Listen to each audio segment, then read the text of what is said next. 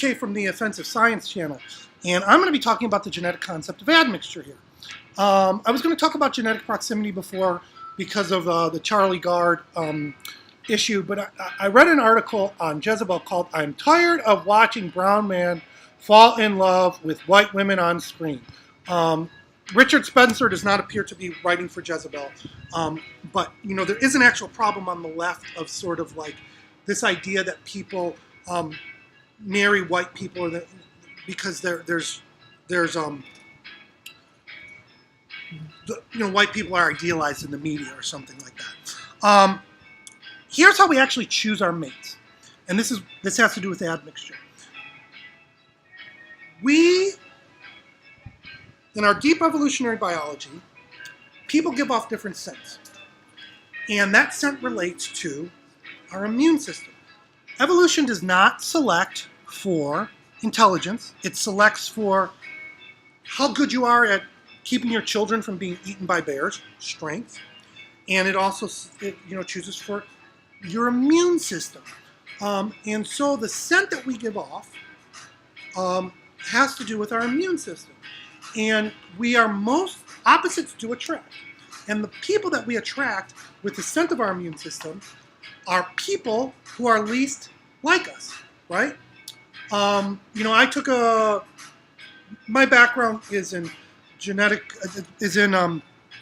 science journalism and with a concentration in genetics. And when I took population genetics with a really funny professor, I won't mention his name so he won't get in trouble, but he's a very, very significant evolutionary biologist. He's the guy who discovered that evolution has sped up the past 100 years of humans. He started the class by showing us a picture from a porn site called Blacks on Blondes. And he says, what does it have to do with genetics, right? Well, Swedish women are most attracted to African men because of their differences in immune systems, right? And he wanted to do something funny and get people stimulated in thinking about admixture that way. I'm going to use cystic fibrosis, a particular genetic disease, to talk about why it is important that people break out of genetic proximity and start thinking about marrying people who are different than them. We think we should marry people like ourselves because of social constructs we've created, right? And one of the problems of the liberal arts now is it's validating dangerous social constructs. And I can tell you from friends of mine who do studies, that Oxford University is thinking of getting rid of the liberal arts completely and the social sciences because because there's so much idiocy in it. And you can see this in the article on Jezebel. So let's get to cystic fibrosis, right? This is from the Wiley Life Science textbook on Introductory to Genetics about the rates of cystic fibrosis.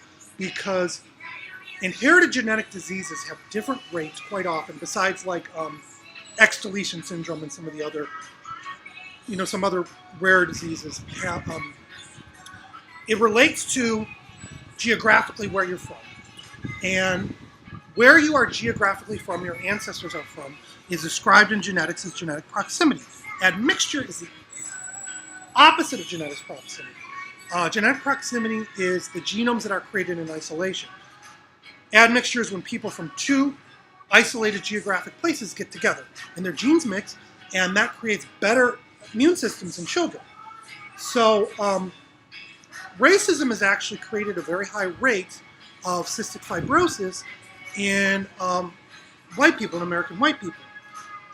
So if you marry another white person and you have a child, you have a 1 in 4 chance of a child with cystic fibrosis. If you are black, you have a 1 in 16 chance, which is not that different. And why is that? Well, because blacks and whites have a lot of genetic proximity, because Africa is just right below Europe, and all white people are just black people who decide to go get some air conditioning in Norway. So then you go up to Latinos with cystic fibrosis. If you are Latino and you marry another Latino and have a child, there's only a 1 in 24 chance that you will have a child with cystic fibrosis, right? Why is that? Because Latinos have a lot of admixture. How do they get the admixture? Columbus fucking Indians, right? basically had the Native American populations who already had some admixture. These are, and they're Asian populations who came across to the United States. Asians have the highest rate of admixture, and I'll tell you the rate of the chances of having a kid with cystic fibrosis if you are an Asian person marrying another Asian person. After I talk particularly about some offensive stuff about why there's admixture in Latinos. Basically when the Spanish came over and started banging Indians, it was actually a very positive thing because the mix of Europeans along with people came over from Asia, maybe 10,000 years ago, maybe longer. There's many different arguments about how they came over. The most recent arguments, are evidence that the Bering Strait was quite wide. That's a whole other issue. But these people already had admixture. The different indigenous tribes were already communicating with themselves. Because if you didn't know much, I'm going to go into a whole different thing about what was actually happening with the First Nations. It's very, very interesting. But those First Nations people already had admixture, and then the Spanish came over. And what you didn't know, do you want to know the real reason that Columbus was sent over to the New World? Because they knew there were people here, and they wanted to bring people over to replenish the population because the bubonic plague wiped out, I believe, I might be wrong on this, a third of Europeans. So the Spanish came over. Columbus didn't really do his admixture in the right way. He would probably get kicked off of campus today if he enrolled in an American campus and decided to do his admixture. But in the long run, it's been very positive because that sort of mix of European and Indian and then African gives the Latinos have are very healthy immune systems, and statistically, Latino kids get sick the least in American school systems. So then we'll get to Asian people.